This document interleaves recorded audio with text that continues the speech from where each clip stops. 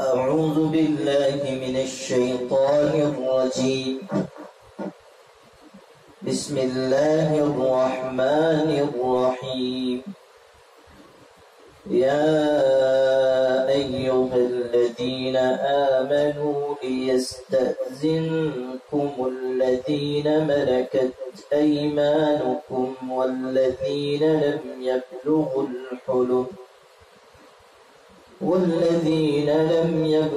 الحلم منكم 3 مرات من قبل صلاة الفجر وحين تضعون ثيابكم من الظهيرة ومن بعد صلاة العشاء 3 عورات لكم ليس عليكم ولا عليهم جناح بعدهن طوافون عليكم بعضكم على بعض كذلك يبين الله لكم الآيات والله عليم حكيم. اللہ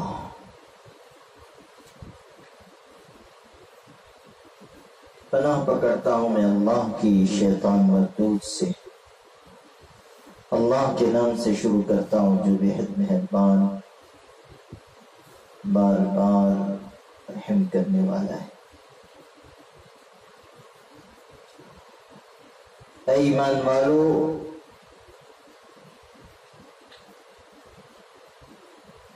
تم سے اجازت لے کر آئیں وہ لوگ جو تمہارے ہاتھ کے مال ہیں، یعنی باندی غلام، اور وہ بھی جو تم میں سے ابھی عقل کی حد کو نہیں پہنچے. 3 مرتبہ فجر کی نماز سے پہلے، اور جب تم دوپہر میں اپنے کپڑے اتار رکھتے ہو، اور عشاء کی نماز کے بعد. یہ 3 وقت بدن کھلنے کے ہیں، تمہارے بدن کھلنے کے ہیں. تم پر اور ان پر ان اوقات کے بعد کچھ تنگی نہیں.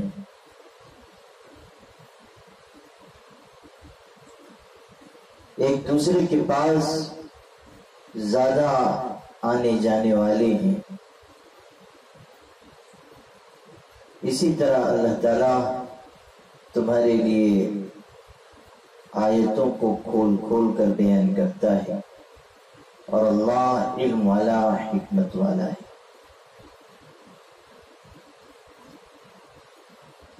سورہ نور میں استیزان کے مسائل بیان ہوئے. 4 رکوع پہلے اجازت لینے کے بارے میں مختلف ہدایات آئی. درمیان میں اور کچھ بنیادی احکامات آ گئے تھے. اب پھر اللہ تعالیٰ نے اجازت لینے کے احکامات یہاں بیان فرمائے ہیں. یہ جو آیت تلاوت کی گئی اور جس کا ترجمہ بیان ہوا، اس کے شان نزول میں 2 واقعات ذکر کیے گئے. ایک تو حضرت اسماء بنت مرثد صحابیہ ہیں، ان کا واقعہ، اور دوسرے حضرت عمر بن خطاب رضی اللہ تعالیٰ عنہ کا واقعہ. حضرت اسماء کا واقعہ یہ ہے کہ ان کا ایک غلام تھا جو ناوقت ان کے ہاں چلا جاتا. اور حضرت اسما کو یہ بات ناگوار ہوتی تھی. وہ صحابیہ تھیں اور پردے کا اہتمام تھا، اور غلام ان کے پاس ایسے وقت چلا جاتا جب اس کا آنا انہیں ناپسند ہوتا.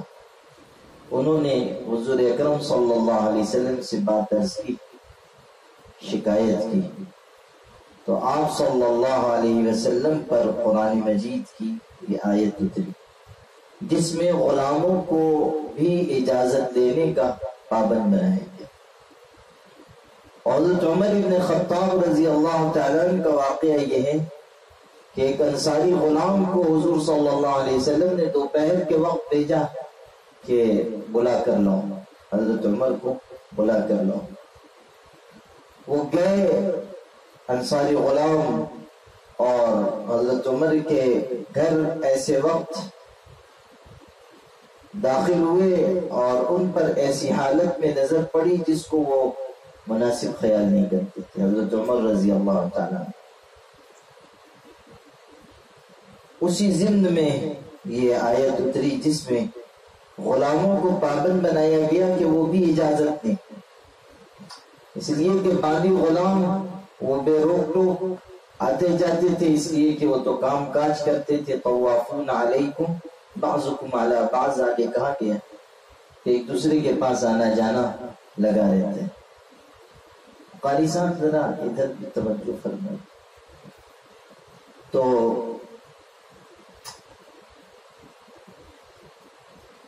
اور ان لوگوں کے بارے میں بھی کہا گیا جو ابھی جوانی کی عمر کو نہ پہنچے ہوں، ایسے بچے جو باشعور ہوں لیکن جوانی کی عمر کو نہ پہنچے، ان کو بھی پابند کیا گیا کہ وہ اجازت لے کر ان 3 اوقات میں آئیں: نماز فجر سے پہلے، اور دوپہر میں قیلولے کے وقت، اور عشاء کی نماز کے بعد. عام طریقے پر سونے کے وقت انسان لباس بدل لیتا ہے اور ایسے کپڑوں میں ہوتا ہے کہ وہ پسند نہیں کرتا کہ دوسرے لوگ اس کو دیکھیں، تو اس لیے پابند کر دیا گیا کہ ان 3 اوقات میں اجازت لے کر آئیں. پھر اس میں یہ فرق کیا گیا ہے کہ باندی اپنے آقا اور مالک کے ہاں ان اوقات میں بھی بغیر اجازت لیے ہوئے جا سکتی، البتہ غلام اپنی مالکن کے ہاں جائے گا تو وہ ہر حالت میں اجازت دے گا. ان اوقات کے علاوہ میں ایسے بچے جو ابھی جوانی کی عمر کو نہیں پہنچے، یا باندیاں اور غلام، وہ اجازت لینے کے لیے بغیر بھی آ سکتے ہیں. اسی کو کہا لیس علیکم ولا علیہم جناح بعدہم. جناح کا مفہوم یہاں تنگی کا بیان کیا گیا، یعنی ان اوقات کے علاوہ میں تم پر اور ان پر کوئی تنگی نہیں، یعنی وہ آ جا سکتے. ہر وقت اگر اجازت کا ان کو پابند بنایا جاتا تو دشواری پیدا ہوتی، اس لیے کہ غلام کو کام کاج کرنا ہے، باندی کو کام کاج کرنا ہے، ہر وقت وہ اجازت دے گی تو مشکل پیش آئے گی.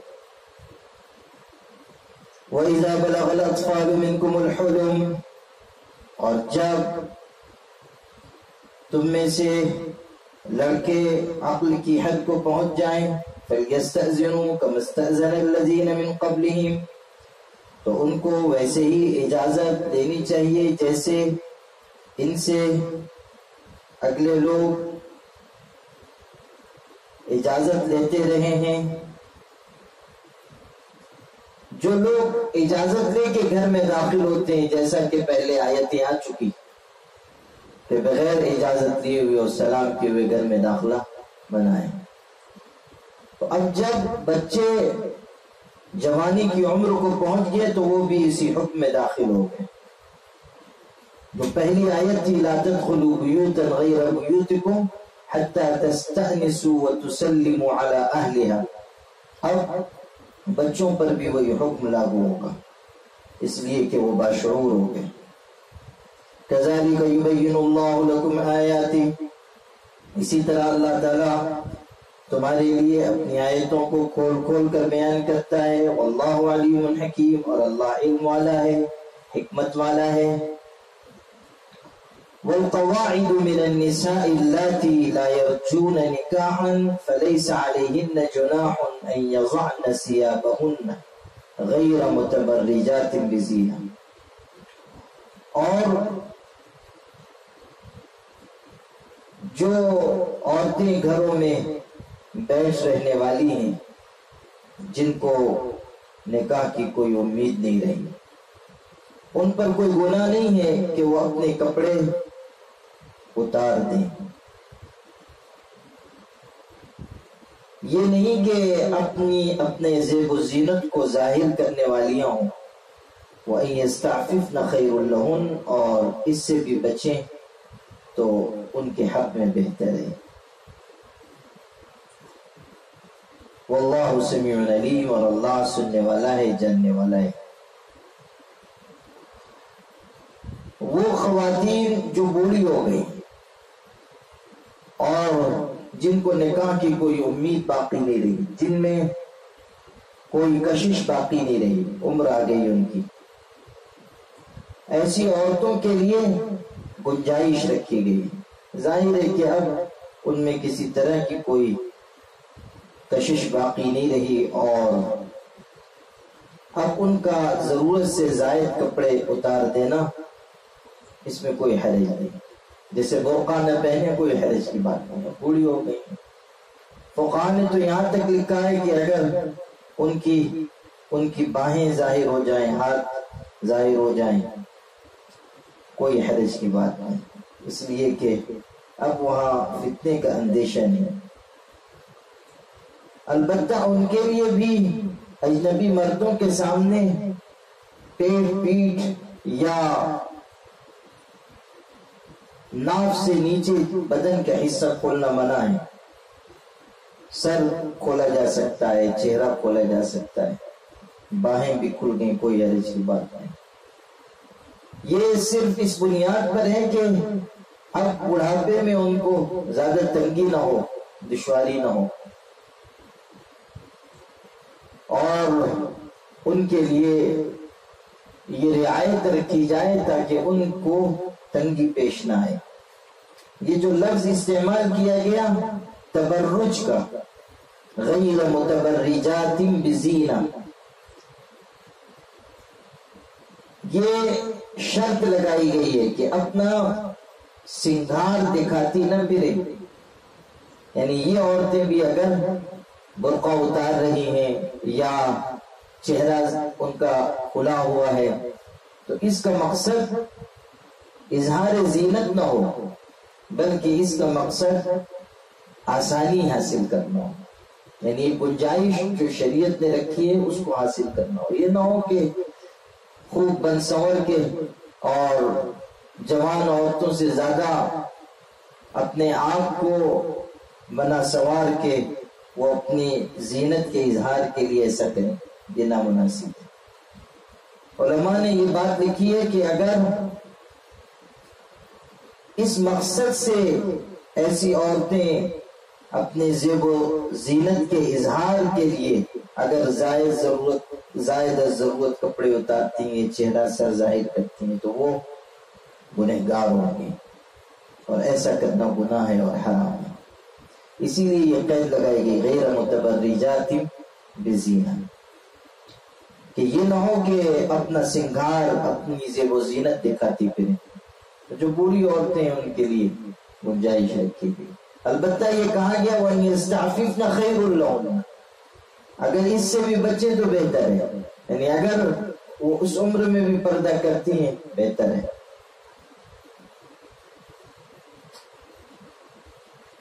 تفسیر کا مقابلہ تھا اور میں گیا ہوا تھا تفسیر کے مقابلے میں زمانے طالب علمی میں، اور 18واں پارہ ہی تھا، تو آل انڈیا میں تفسیر کا مقابلہ تھا. تو اس میں بڑے علماء جج تھے، وہ مجھ سے جو چند سوالات ہوئے تھے ان میں سے ایک آیت، اس سے اگلی پچھلی آیتیں بھی رہی ہوں گی، مجھے ابھی بھی یاد ہے کہ انہوں نے پوچھا، ایک تو وہ پوچھتے تھے اردو میں اور میں جواب دیتا تھا عربی میں، اور مقابلہ جیت گیا۔ تو انہوں نے پوچھا کہ دو شکلیں، جج نے سوال کیا کہ دو شکلیں یہاں بوڑھی عورتوں کے لیے ذکر کی گئی، دونوں میں سے کون سی بہتر ہے؟ آپ پھر مناقبے میں، تو دونوں شکلوں میں کون سی شکل زیادہ مناسب ہے، بہتر ہے؟ تو میں نے جواب دیا وہ شکل بہتر ہے جس کو قرآن نے بہتر کہا ہے، وَأَن يَسْتَعْفِفْنَ خَيْرٌ لَهُنَّ۔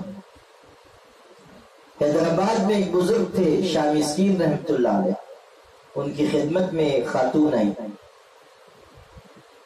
اور اب اگر آپ مراقبے میں گئے تو آپ کو بھی حیدرآباد میں بھیج دوں گا۔ تو شاہ مسکین رحمت اللہ علیہ کے پاس ایک خاتون آئی، وہ بزرگ تھے، ولی کامل تھے، اور لوگ ان سے بیعت ہوتے تھے۔ تو خاتون آئی، بہت بوڑھی خاتون تھی، انہوں نے کہا کہ آپ سے میں مرید ہونا چاہتی ہوں۔ حضرت نے کہا کہ بہت اچھا ہے، نیک ارادہ ہے، پردے کے پیچھے بیٹھ جاؤ اور جو الفاظ میں کہلواؤں وہ کہہ لو، تم بیعت ہو جاؤ۔ انہوں نے کہا کہ نہیں، میں آپ کے ہاتھ میں ہاتھ دے کر مرید ہونا چاہتی ہوں۔ وہ پڑھی لکھی خاتون رہی ہوگی، اس نے کہا کہ آپ بھی عمر دراز ہیں اور میری بھی عمر 70 سال سے زیادہ ہے، اور فتنے کا کوئی اندیشہ نہیں، تو اس لیے مجھے اجازت دیجیے کہ میں برکت حاصل کروں۔ وہ اصلی متبع سنت شخص تھے، ولی کامل۔ وہ آج کل کا نقلی پیر ہوتا تو کہتا کہ ضرور آ جاؤ، آج کل کا کوئی نقلی پیر ہوتا تو کہتا آ جاؤ۔ ایک صاحب تھے پیر صاحب نقلی جعلی، کہیں سفر میں تھے، وہ ٹرین میں کوئی عالم پہلے سے سفر کر رہے تھے بزرگ، ایک اسٹیشن پر گاڑی رکی تو وہ پیر صاحب سوار ہونے کے لیے آئے اور ان کو رخصت کرنے کے لیے بڑا مجمع، اور اس میں مرد بھی تھے اور عورتیں بھی تھی، تو انہوں نے مردوں سے بھی مصافحہ کیا، اس کے بعد عورتوں سے بھی جو ان کے مرید تھے اور مریدنیوں سے بھی مصافحہ ہوا، اس کے بعد ٹرین میں جلوہ افروز ہوئے۔ وہ جو عالم تھے انہوں نے ان کو ٹوکا اور کہا یہ کیا حرکت تھی، آپ نے عورتوں سے بھی مصافحہ کیا؟ پیر صاحب کہنے لگے کہ ہاں ہماری مریدنیاں تھیں اس لیے مصافحہ کیا، اور اصل بات یہ کہ قیامت کے دن چونکہ ان کو پہچاننا ہوگا اور جنت میں لے جانا ہوگا، اس لیے ان سے مصافحہ کرنا ضروری تھا۔ تو ان عالم نے ناراض ہو کے کہا کہ اگر یہی مقصد تھا تو پھر تو آپ کو معانقہ کرنا چاہیے تاکہ اچھی طرح آپ کو پہچان حاصل ہو، حساب برابر کر دیا۔ خلاف شرع امور کو نفس کی شرارتوں کی بنیاد پر اختیار کرنا، یہ اپنے آپ کو جہنم کی آگ کا ایندھن بنانا ہے، اور آج کے لیے سلسلہ چل رہا ہے۔ ایک بڑی خانقاہ میں جانا ہوا اور بڑے بزرگ کی آرام گاہ بھی ہے وہ، تو جو صاحب سجادہ تھے میں نے کہا کہ ان سے ملاقات کروا دیجیے، جو وہاں کے مقامی لوگ تھے، تو انہوں نے کہا چلیے۔ اب ہم لوگ جب گئے تو میں نے دور سے دیکھا کہ وہ جو صاحب سجادہ ہیں بوڑھے تھے، وہ بھی وہ عورتوں کے مجمع میں بیٹھے ہوئے ہیں، سب طرف خواتین، دائیں بائیں آگے پیچھے سب طرف. وہ کہتے ہیں نا کہ نور علی نور، تو وہاں حور علی حور سب طرف. اسی میں آیا ہے نا نور علی نور سورہ نور میں. تو وہ سب طرف عورتیں بیٹھی اور وہ دم کر رہے ہیں، اور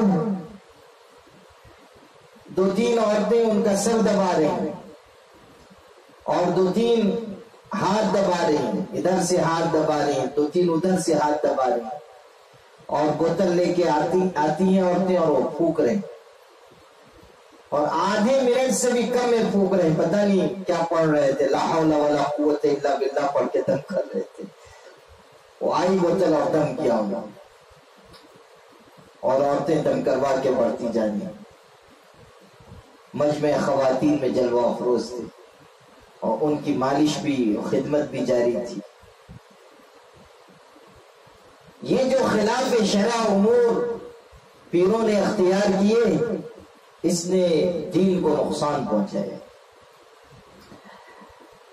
طریقت ہمیشہ شریعت کے تابع رہی ہے. اگر شریعت کے احکامات کو طریقت کے نام پر، تصوف کے نام پر روندا جائے گا تو اس کی بالکل اجازت نہیں دی جا سکتی. جو اللہ کی شریعت ہے اس کے احکامات کی ہر حال میں تابع داری کی جائے.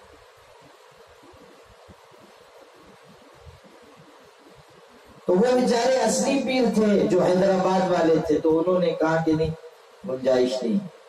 نقلی پیر ہوتے تو سب چلتا ہے. وہ تو نقلی پیر صاحب جو ہیں وہ بیٹھے رہتے ہیں، مزار پہ اذان ہو رہی ہے، نماز ہو رہی ہے، اور وہ بیٹھ کے جھوم رہے ہیں. کیا ہوا؟ تو ان کو حال آ رہا ہے. حال کیسے آ رہا ہے؟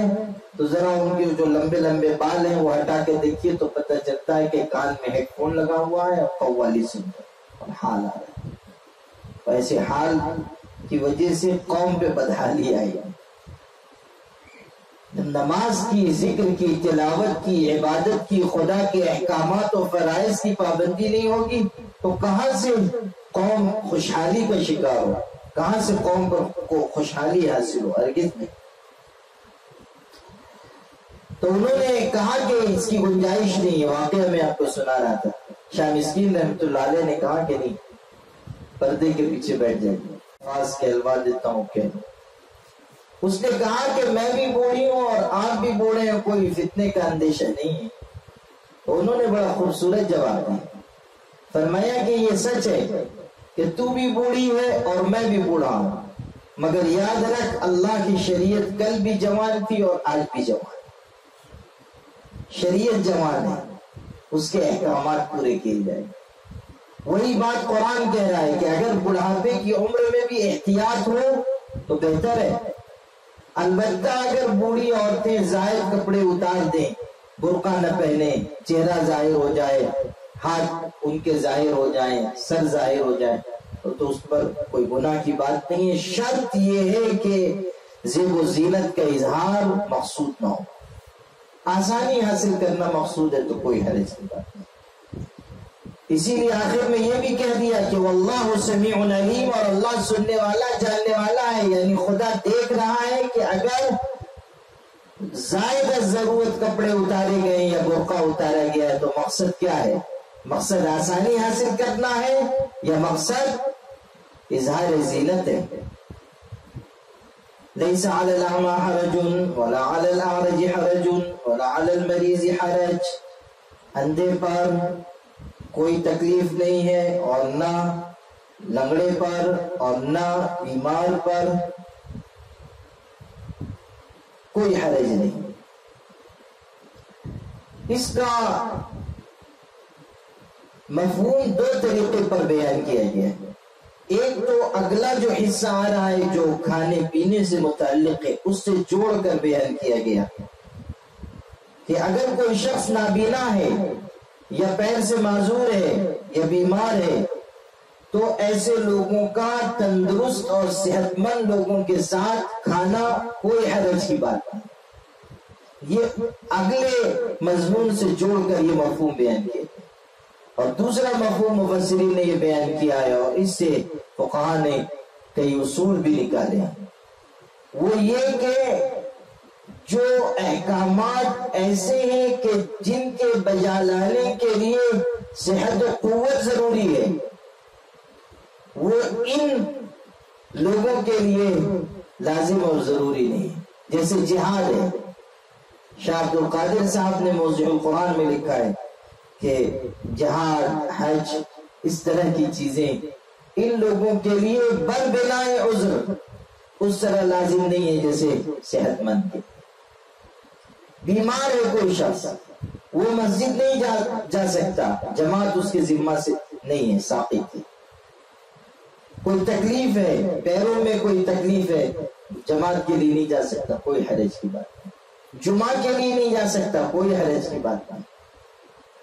جمعہ کے وجوب کے لیے تو یہ شرط فقہا لکھتے ہیں کہ جمعہ واجب ہے عاقل بالغ مقیم صحت مند مسلمان، مریض پر نہیں، مسافر پر نہیں، مسافر پر جمعہ نہیں ہے.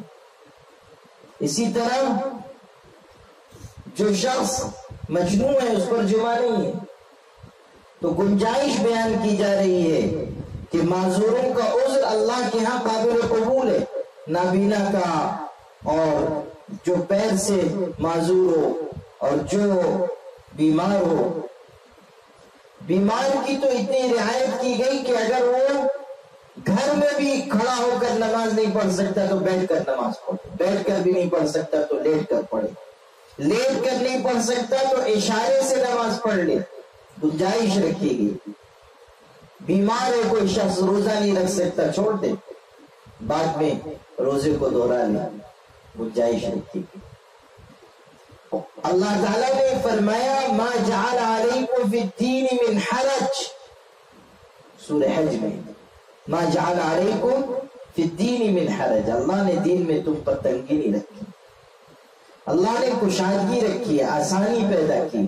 حضور صلی اللہ علیہ وسلم نے بھی فرمایا اپنے دو صحابہ سے کہ بشرا ولا تنفرا یسرا ولا تعسرا، خوشخبری سناؤ، ایسی باتیں نہ کہو کہ لوگوں کے دل میں دین کی نفرت آئے، اور آسانی پیدا کرو، مشکل مت پیدا کرو. ایک صاحب تھے عشاء کی نماز میں امامت کرتے تھے، لمبی قرات کرتے تھے، لوگ تھکے ہوئے جاتے تھے اور وہ لمبی قرات فرماتے تھے.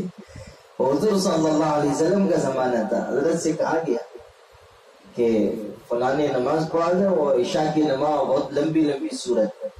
حضرت نے ان کو بلایا اور کہا کہ ایسا نہ کرو، اور ارشاد ہوا کہ کیا تم چاہتے ہو کہ لوگوں کو فتنے میں ڈال دو؟ لوگ تھکے ہارے ہیں، جب چاہتے ہیں کہ نماز ہو اور آرام کریں تو تم لمبی لمبی صورتیں پڑھ رہے، ٹھیک نہیں. والشمس وضحاها پڑھ دو، اذا السماء انفطرت پڑھ دو. تو دین میں آسانی ہے اور معذوروں کا عذر قبول کیا جاتا ہے. تو کہا کہ اعمیٰ پر، نابینا پر، لنگڑے انسان پر، بیمار پر کوئی حرج نہیں. اور دو مفہوم ہیں، ایک تو یہ کہ جو احکام شریعت ایسے ہیں جن کے لیے صحت و تندرستی ضروری ہے، وہ ایسے معذوروں کے لیے ان کا لزوم و وجوب نہیں. اور دوسری چیز یہ کہ معذور اور محتاج اور بیمار لوگ تندرستوں کے ساتھ، مالداروں کے ساتھ، اونچی حیثیت کے لوگوں کے ساتھ بیٹھ کر کھا سکتے ہیں. جاہلیت کے زمانے میں لوگوں کو ہچکچاہٹ ہوتی تھی کہ بیمار کے ساتھ کیسے کھانا کھایا جائے، یا جو معذور ہے اس کے ساتھ کیسے، وہ کمتر سمجھتے تھے. کہا گیا کہ ایسی کوئی بات نہیں. وَلَا عَلَىٰ أَنفُسِكُمْ أَن تَأْكُلُوا مِن بُيُوتِكُمْ أَوْ بُيُوتِ آبَائِكُمْ، اور تم لوگوں پر کوئی گناہ نہیں کہ اپنے گھروں سے یا اپنے باپ کے گھر سے یا اپنی ماں کے گھر سے یا اپنے بھائی کے گھر سے یا اپنی بہن کے گھر سے یا اپنے چچا کے گھر سے یا اپنی پھوپھی کے گھر سے کھاؤ. اجازت دی جائے گی ان تاکلوا من بیوتکم او بیوت آبائکم او بیوت امہاتکم او بیوت اخوانکم او بیوت اخواتکم او بیوت اعمامکم او بیوت عماتکم او بیوت اخوالکم او بیوت خالاتکم او ما ملکتم مفاتحہ او صدیق، باپ کے گھر سے اور اپنے بھائی کے گھر سے اور بہن کے گھر سے یا چچا کے گھر سے یا پھوپھی کے گھر سے یا ماموں کے گھر سے یا خالہ کے گھر سے یا جس گھر کی کنجیوں کے تم مالک ہو یا اپنے دوست کے گھر سے، ان لوگوں کے گھروں سے کھانے میں کوئی حرج کی بات نہیں، اس لیے کہ یہ ایسے قریبی رشتہ دار ہیں کہ آپس میں بے تکلفی ہوتی ہے۔ اگر ہم بھائی کے گھر میں جا کر کچھ کھائیں تو اس کو کوئی ناگواری نہیں ہوتی، ہم اپنے چچا کے گھر میں کچھ کھائیں ان کو کوئی ناگواری نہیں ہوتی، اسی طرح دوست سے بھی بے تکلفی ہوتی ہے، اگر کھا رہے کوئی حرج کی بات نہیں، گنجائش رکھی گئی کہ انسان اگر ان کے گھروں میں کچھ کھا رہا ہے کوئی حرج کی بات نہیں،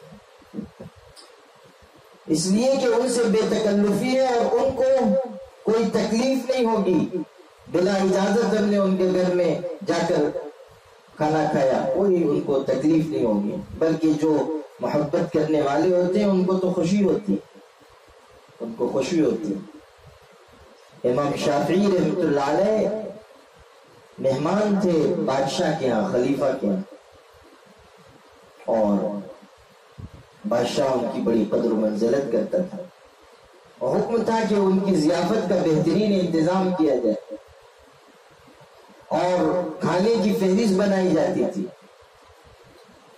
ایک دن امام شافعی نے غلام کو بلایا جو کھانے کی فہرست جس کے پاس ہوتی تھی، پوچھا ہوگا کہ کیا بننے والا ہے، اس نے کہا یہ، انہوں نے فہرست ہاتھ میں لی اور اس میں کسی کھانے کا اضافہ کیا، اپنے قلم سے لکھ دیا، وہ فہرست لے کے جانے لگا، اتنے میں خلیفہ نکل آئے بادشاہ،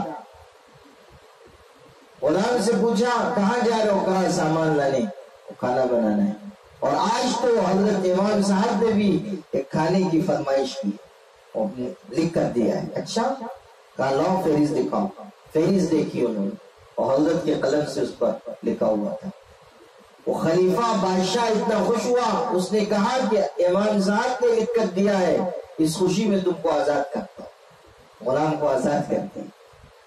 تو جن کو محبت ہوتی ہے اور جن کے دل میں قدر ہوتی ہے ان کو تو خوشی ہوگی۔ البتہ علماء نے یہ بات لکھی ہے کہ ان گھروں میں کھانے کی تو گنجائش ہے، لیکن یہ نہیں کہ وہاں سے توشہ بھی باندھ کے انسان لے کے چلا جائے، یہ نہ ہو، معلوم ہوا کہ کھانا بن کے رکھا ہوا تھا اور کوئی پہنچ گیا اور نہ صرف یہ کہ کھایا بلکہ باندھ کے بھی لے کے روانہ ہو گیا، یہ ٹھیک نہیں۔ لیس علیکم جناح ان تأکلوا جمیعا او اشتاتا، تم پر کوئی گناہ نہیں ہے اس بات میں کہ آپس میں مل کر کھاؤ یا جدا ہو کر،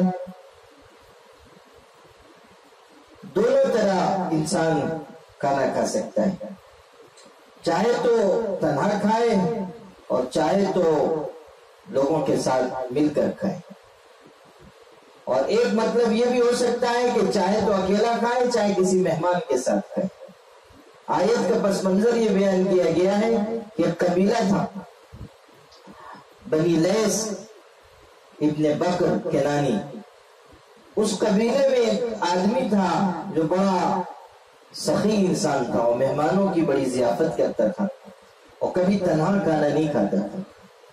حضرت ابراہیم علیہ السلام کے بارے میں بھی یہ بات ہے کہ وہ کبھی تنہا کھانا نہیں کھاتے تھے، بلکہ کسی نہ کسی کو لے کر آتے تھے اور اس کو ساتھ بٹھا کر کھلاتے تھے، بغیر کسی مہمان کے کھانا نہیں کھاتے، اہتمام کرتے تھے،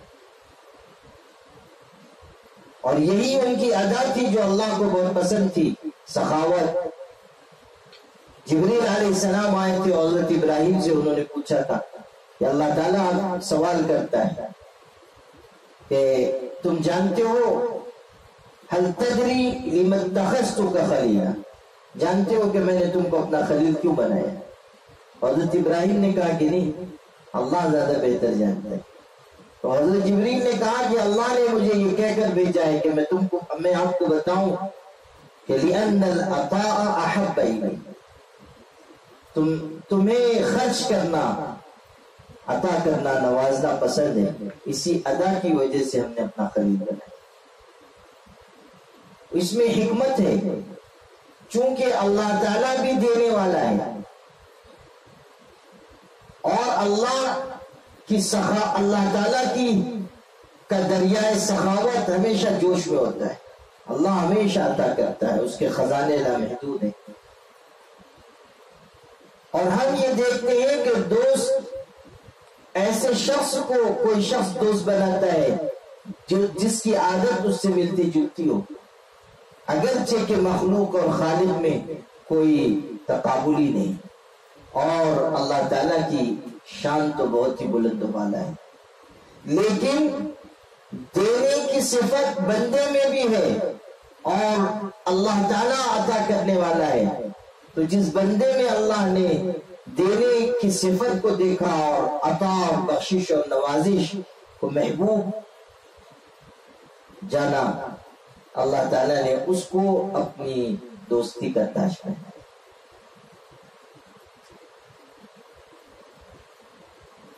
تو حضرت ابراہیم کی بھی یہ خصوصیت تھی کہ وہ تنہا کھانا نہیں کھاتے تھے، اور یہ جو بنی لیس ابن بکر کنانی قبیلے کا آدمی تھا، اس کی حالت یہ ہوتی تھی کہ کھانا لے کر بیٹھا ہوتا تھا اور مہمان کا انتظار کرتا تھا، یہاں تک کہ کبھی کبھی مہمان نہیں آتا تو شام ہو جاتی مگر وہ کھاتا نہیں تھا، اور بکریوں کے تھن میں دودھ ہوتا تھا، وہ دودھ کر پی سکتا تھا لیکن نہیں پیتا تھا کہ مہمان آئے گا تو پیوں گا، اگر کوئی مہمان آتا تو بکری کا دودھ نکالتا ورنہ تھنی میں رہنے دیتا۔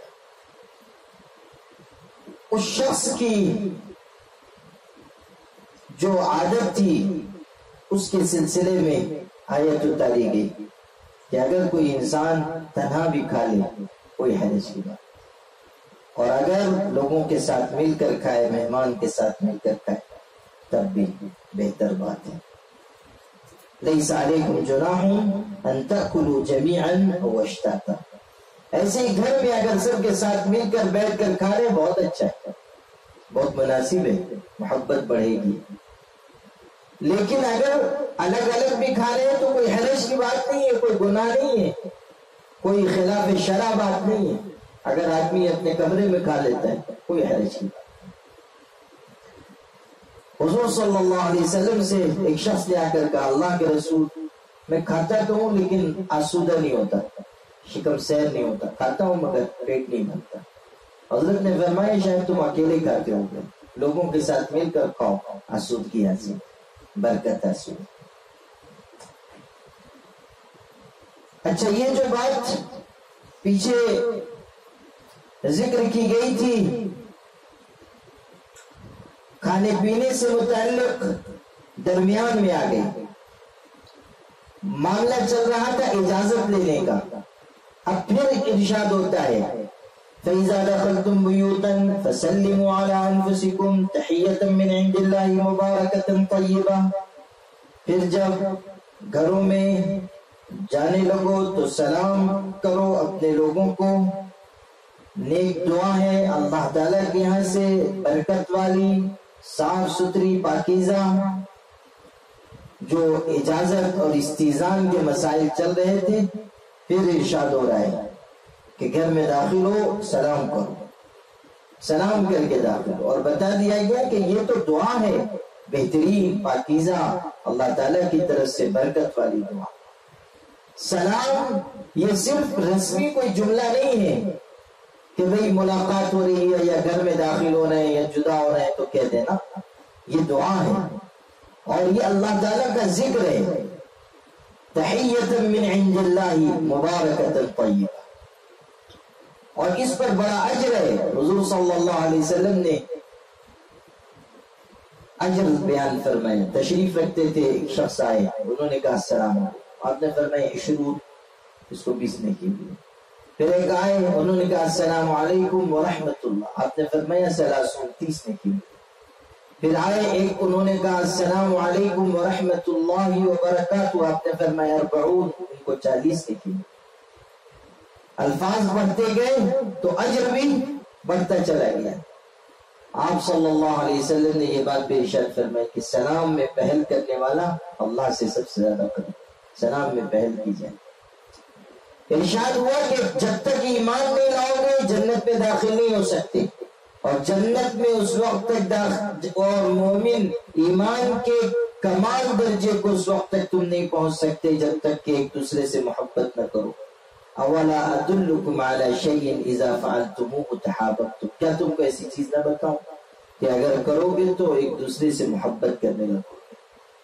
ایسا عمل بتاتا ہوں، انجام دو گے تو ایک دوسرے کی محبت دل میں آئے۔ افشوا السلام بینکم، سلام کو عام کرو، سلام کو عام کرو۔ یہ سلام جو ہے یہ محبت کا نسخہ ہے، اور حضور صلی اللہ علیہ وسلم نے سلام کو عام کرنے کی بڑی تاکید فرمائی۔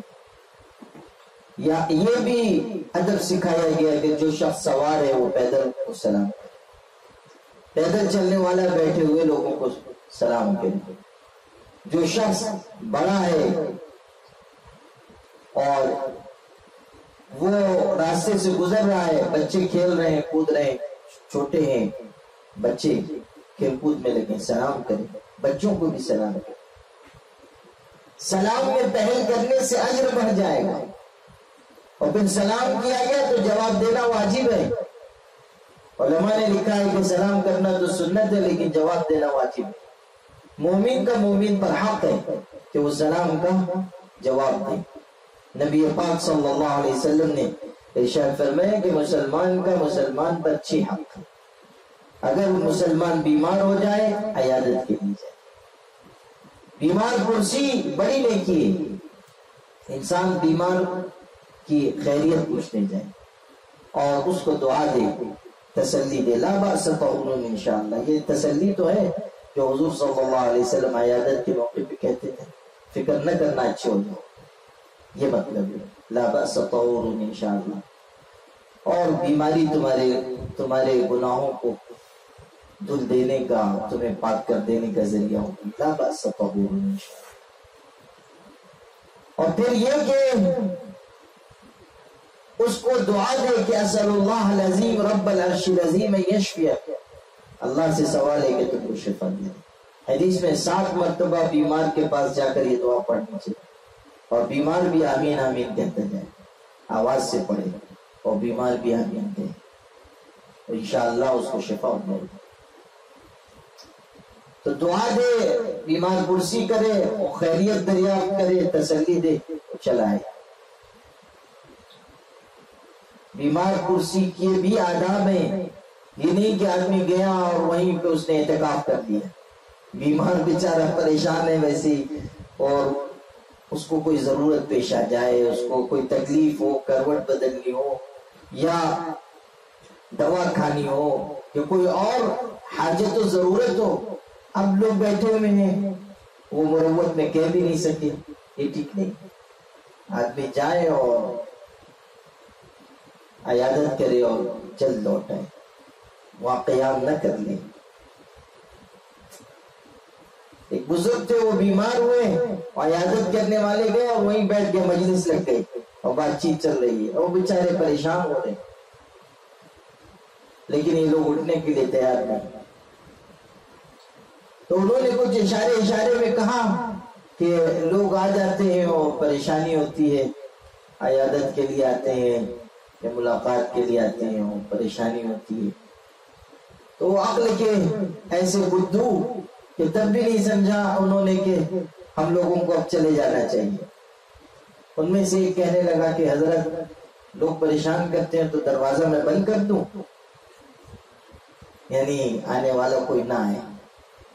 حضرت نے کہا کہ دروازہ ضرور بند کرو مگر باہر سے بند کرو، اندر سے نہ بند کرو۔ تو بیمار اگر مسلمان ہو جائے تو اس کی عیادت کی جائے، یہ حق ہے۔ اگر انتقال ہو جائے تو اس کے جنازے میں جائے، چھینک آئے الحمدللہ کہے تو انسان یرحمک اللہ کہے، اگر دعوت دے تو دعوت قبول کرے، اسی طرح سلام کرے تو سلام کا جواب دے، اور مسلمان موجود ہو یا نہ موجود ہو ہر حالت میں اس کی خیر خواہی کرے۔ یہ 6 حقوق بیان ہوئے. حضرت ابو ہریرہ رضی اللہ تعالیٰ نے حضور صلی اللہ علیہ وسلم سے نقل کیا اور حدیث کی اکثر کتابوں میں یہ حدیث ہے. تو سلام بہت بڑی چیز ہے، اس کو عام کرنے کا پورا اہتمام کرنا چاہیے، بچوں کو اس کا عادی بنانا چاہیے. سلام اسلام کا شعار ہے اور سلام کے ذریعے دلوں میں گنجائش پیدا ہوتی ہے. كذلك يبين الله لكم الآيات لعلكم تعقلون. اسی طرح اللہ تعالیٰ تمہارے لیے آیتوں کو کھول کھول کر بیان کرتا ہے تاکہ تم سمجھ لو. انما المؤمنون الذين آمنوا بالله ورسوله واذا كانوا معه على امر جامع لم يذهبوا حتى يستأذنوا. یقیناً ایمان والے وہ ہیں جو اللہ پر اور پیغمبر پر ایمان رکھتے ہیں اور جب پیغمبر کے ساتھ ہوتے ہیں کسی جمع ہونے والے کام میں تو جب تک ان سے اجازت نہ لے لیں چلے نہیں جاتے. ان الذين يستأذنونك اولئك الذين يؤمنون بالله ورسوله. جو لوگ آپ سے اجازت لیتے ہیں وہی اللہ اور اس کے پیغمبر پر ایمان رکھتے ہیں. فإذا استأذنوك لبعض شأنهم فأذن لمن شئت منهم واستغفر لهم الله. پھر جب آپ سے اپنے کسی کام کے لیے اجازت مانگیں تو ان میں سے جن کو آپ چاہیں اجازت دے دیں اور ان کے لیے اللہ تعالیٰ سے استغفار کریں. ان اللہ غفور رحیم. بے شک اللہ تعالیٰ بخشنے والا ہے، مہربانی کرنے والا. پیچھے اجازت طلب کرنے کا حکم بیان ہوا، یعنی گھر میں داخل ہونے کے سے پہلے اجازت دی. اب یہاں یہ بتایا جا رہا ہے کہ اگر مسلمان کسی اجتماعی کام کے لیے جمع ہو، جیسے جہاد کے لیے جمع ہوئے ہیں، جیسے جمعہ کے لیے جمع ہوئے ہیں، یا کوئی مشورے کے لیے بلایا گیا ہے. اب پیغمبر صلی اللہ علیہ وسلم نے لوگوں کو اکٹھا کیا ہے مشورے کے لیے، جمعہ کے لیے یا جہاد کے لیے. اب تمام مسلمانوں کے لیے لازم ہے کہ وہاں سے حضور صلی اللہ علیہ وسلم کی جب تک اجازت نہ ملے واپس نہ جائے. کہا گیا کہ ایمان والوں کا یہ شان ہے کہ وہ اجازت مانگتے ہیں اور بغیر اجازت کے اٹھ کر نہیں جاتے. اور جن لوگوں کا ایمان کمزور ہوگا یا جن کے اندر منافقت ہوگی وہ اٹھیں گے اور چل دیں گے. حضور صلی اللہ علیہ وسلم کا اس سے مقام و مرتبہ بھی معلوم ہوتا ہے اور مسلمانوں کو اس بات کی تعلیم بھی ملتی ہے کہ اجتماعی کاموں میں کسی بڑے کی رہبری اور رہنمائی میں کام کرنا چاہیے. ہر آدمی اپنے آپ کو بڑا نہ سمجھ لے. اب کوئی اجتماعی کام ہو رہا ہے اور اس میں کچھ لوگ دوسرے کام میں لگ جائیں یا اٹھ کر چل دیں تو اس سے اجتماعی کام کا نقصان ہوگا اور اجتماعی کام کے نقصان کی وجہ سے ملت کا نقصان ہوگا. اس لیے یہاں ادب سکھایا گیا. البتہ پیغمبر صلی اللہ علیہ وسلم کو یہ ہدایت بھی دی گئی کہ اگر کسی ضرورت سے کوئی اجازت مانگے اور آپ مناسب خیال کرتے ہیں، آپ کو یہ احساس ہے کہ یہ واقعی ضرورت کے لیے جانا چاہتا ہے تو آپ اجازت دے دیجیے اور اللہ سے مغفرت طلب کیجیے.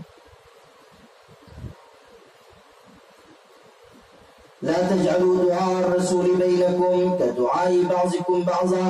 حضور صلی اللہ علیہ وسلم کا ادب سکھایا جا رہا ہے کہ پیغمبر کو اپنے درمیان اس طرح نہ بلاؤ جس طرح تم میں سے ایک دوسرے کو بلاتا ہے. حضور صلی اللہ علیہ وسلم کو نام لے کر نہ پکار. بعض دیاتی تھے وہ کہتے تھے یا محمد، حضور کا نام لیتے جیسے ہم کسی کو نام لے کر پکار رہے ہیں. اس طرح حضور صلی اللہ علیہ وسلم کو نام لے کر پکارتے تھے، اس لیے کہ ادب کی کمی تھی.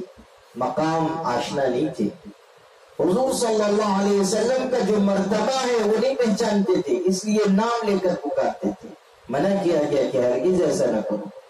آپ کی شان، آپ کا مقام بہت اونچا ہے. اگر آپ کو کسی چیز کی طرف متوجہ کرنا ہے تو یا رسول اللہ کہو، یا نبی اللہ کہو، یا حبیب اللہ کہو. قرآن میں بھی آپ دیکھیں گے کہ حضور صلی اللہ علیہ وسلم کو کہیں نام لے کر مخاطب نہیں کیے گئے.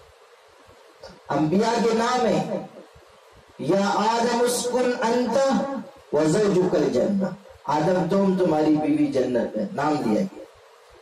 حضرت نوح کو کہا گیا قیل یا نوح بسلام منا، اے نوح تم سلامتی کے ساتھ اتر جاؤ. حضرت زکریا کے بارے میں کہا یا زکریا انا نبشرک بغلام. حضرت یحییٰ کے بارے میں کہا یا یحییٰ خذ الکتاب بقوہ. حضرت داؤد کو کہا گیا یا داؤد انا جعلناک خلیفۃ فی الارض، اے داؤد ہم نے تم کو زمین میں خلیفہ بنایا. اور نام دوسرے انبیاء کے بھی آپ دیکھیں گے قرآن میں نام لیا گیا. حضرت سلیمان کا نام آیا، حضرت الیسع کا نام آیا، ذوالکفل کا نام آیا، اور تقریباً 22 انبیاء ہیں جن کا نام قرآن میں نقل ہوا ہے. ہر جگہ ان کا نام لیا گیا.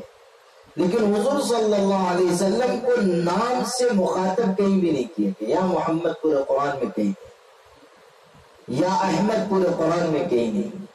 4 جگہ نام آیا ہے تو وہاں بھی القاب کے ساتھ آیا ہے، آپ دیکھ لیجئے. اور دوسری بات یہ کہ جہاں تخاطب ہے، جہاں مخاطب کیا گیا ہے وہاں لقب سے یا ایھا المزمل، یا ایھا المدثر، یا ایھا الرسول، یا ایھا النبی، القاب سے مخاطب کیا گیا ہے. تو حضور کی شان اور آپ کا مقام اتنا بلند ہے کہ اللہ تعالی القاب کے ساتھ آپ کو مخاطب کر رہا ہے. تو انسانوں کو کیسے اس کی اجازت دی جا سکتی ہے کہ وہ نام لے کر پکارے یا محمد کہیں؟ وہ دیہات کے لوگ آتے تھے اور اس طرح کہتے تھے، تو ادب سکھایا گیا. اور یہ جو اوپر ذکر کیا گیا جہاں اس میں اجتماعیت سکھائی گئی ہے وہی ادب بھی ہے کہ حضور صلی اللہ علیہ وسلم موجود ہے، کسی کام کے لیے آپ نے اکٹھا کیا ہے، اب آپ کی اجازت کے بغیر کوئی نہ جائے. جب تک حضرت اجازت نہ دے کوئی جائے نہ. تو کہا گیا لا تجعلوا دعاء الرسول بینکم کدعاء بعضکم بعضا. اس طرح پیغمبر کو اپنے درمیان نہ بلاؤ جیسے ایک دوسرے کو تم میں سے بلاتا ہے. قد یعلم اللہ الذین یتسللون منکم لواذا، اللہ تعالیٰ ان لوگوں کو اچھی طرح جانتا ہے جو تم میں سے آنکھ بچا کر سٹک جاتے ہیں. منافق تھے، وہ جہاں حضرت کی نگاہ ذرا چوکی بس بھاگ جاتے تھے، اس لیے کہ ان کو تو بہت بھاری پڑتا تھا، دین کے کام ان پہ بڑے بوجھ ہوتے تھے. کہا نا کہ اذا قاموا الى الصلاة قاموا کسالى، نماز کے لیے بالکل مجبور اور سست اور کاہل بن کے نماز کے لیے کھڑے ہوتے تھے، ذرا بھی ان کی طبیعت نہیں لگتی تھی. مذبذبین بین ذلک لا الہ ہؤلاء ولا الہ ہؤلاء، سستی، کاہلی، غفلت ان پہ طاری رہتی تھی. اور جب کسی اجتماعی کام میں ان کو اکٹھا کیا جاتا، چونکہ بظاہر مسلمان تھے تو جب مسلمانوں کا اجتماع ہوتا تو وہ بھی موجود ہوتے تھے، لیکن چونکہ اندر کفر بھرا ہوا تھا اور اندر گندگی بھری ہوئی تھی اور اللہ اس کے پاک رسول کی پوری عظمت نہیں تھی، اس لیے آنکھ بچا کر موقع دیکھ کر بھاگ لیتے تھے. انہی کے بارے میں کہا قد یعلم اللہ الذین یتسللون منکم لواذا، اللہ ان لوگوں کو تم میں سے اچھی طرح جانتا ہے جو آنکھ بچا کر سٹک جاتے ہیں، بھاگ نکلتے ہیں. فَلْيَحْذَرِ الَّذِينَ يُخَالِفُونَ عَنْ أَمْرِهِ أَن تُصِيبَهُمْ فِتْنَةٌ أَوْ يُصِيبَهُمْ عَذَابٌ أَلِيمٌ. تو ان لوگوں کو جو پیغمبر کے حکم کی خلاف ورزی کرتے ہیں ڈرنا چاہیے کہ ان پر کوئی خرابی آ پڑے یا ان پر دردناک عذاب ہو. یعنی جو لوگ اللہ اس کے رسول کے حکم کو توڑتے ہیں ان کو ڈرنا چاہیے کہ کہیں ایسا نہ ہو کہ اس مخالفت کی وجہ سے ان پر تباہی آ جائے یا کوئی دردناک عذاب آ جائے۔ اللہ اس کے رسول کی حکم کی مخالفت کرنا یہ اللہ تعالیٰ کے قہر و عذاب کو دعوت دینا ہے۔ الا ان للہ ما فی السماوات والارض، صاف صاف سن لو، یقیناً اللہ ہی کے لیے جو کچھ آسمانوں میں ہے اور زمین میں۔ قد یعلم ما انتم علیہ، وہ اچھی طرح جانتا ہے جس حال پر تم ہو۔ وَيَوْمَ يُرْجَعُونَ إِلَيْهِ فَيُنَبِّئُهُم بِمَا عَمِلُوا، اور جس دن اس کی طرف لوگ لوٹائے جائیں گے تو وہ ان کو بتائے گا جو کچھ انہوں نے کیا۔ وَاللَّهُ بِكُلِّ شَيْءٍ عَلِيمٌ، اور اللہ ہر چیز جاننے والا ہے۔ آسمان اور زمین کی ہر چیز اللہ کی ہے، کوئی اللہ تعالیٰ کی قدرت کے دائرے سے باہر نہیں ہے، اور کوئی اللہ کے عذاب سے اپنے آپ کو بچا بھی نہیں سکتا۔